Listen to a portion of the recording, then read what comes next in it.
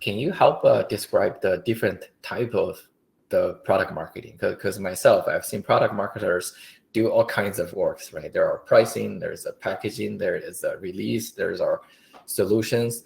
Some I get to know more, some I get to know less. And then myself, when I was at the one point when I was hiring a product marketer on my team, I was very confused because everyone I talked to, I seem to have a very different background, a very different responsibility. So can you maybe with your in-depth expertise in a more mature organization, if you can give some clarity on, right, how do you define the categories and what are the differences between the roles?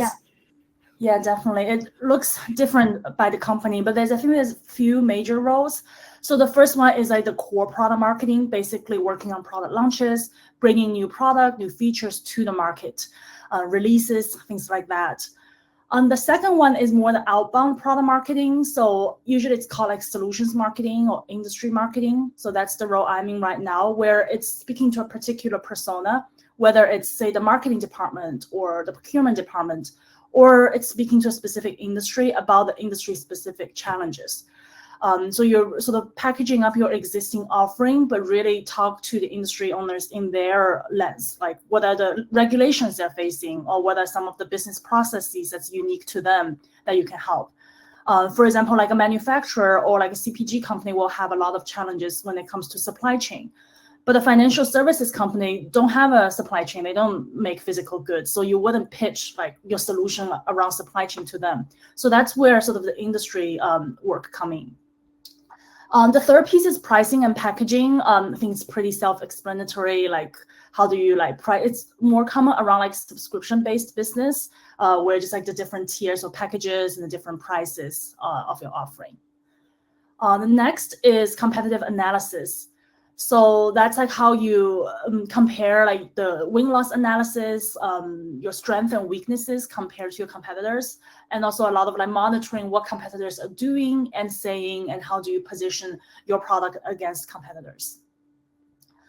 With that, there also comes like analyst relations. So that's like Gartner, Forrester. So these roles usually sort of exist when the company is in the category like Gartner or Forrester cover. Like for example, at DocuSign, it was clear like DocuSign is the largest e-signature company, and they didn't really have like a magic quadrant when it comes to e-signature because it would be pointless for them to do it. Then DocuSign wouldn't have an analyst relation person. But for a lot of the other companies, it's less about the size of the company, more about the space you're in. If you're in a space that's highly competitive where the buyers really rely on Gartner or Forrester in their purchase decisions, then you have to play this game with them as well. And then I guess the last function some large companies have within product marketing would be like community, like developer relationships, if the product speaks to a very technical audience. And the last comment I will make is at a big company, you will see people on different teams working on different roles. And then at the startup, you'll just see maybe one or two people wearing the different hats. So they can be doing competitive analysis and do product releases and sort of speaking to an industry audience, etc. Yeah, that's very helpful. So I do want to double click on this one just to understand this more, right? So do you, as a product marketer, do you have to know all? Or do you just need to know a little piece in the company and kind of know other things in the same time?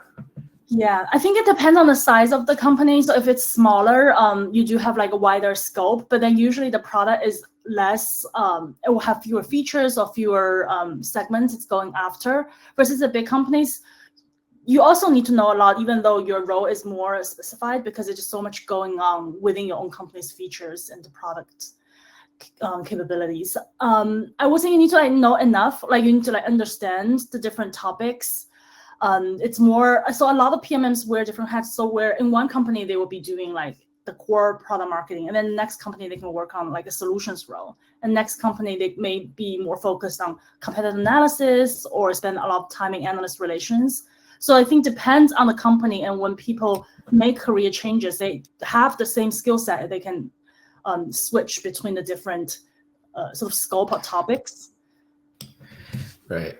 That's super interesting. So one question before we jump into the next one is how do you train yourself, right? Because in the school, like you said, product marketing typically came from a few background, right? Communication, social science, or economics, or product. And what you describe are very specialized skills, right? They could go very deep.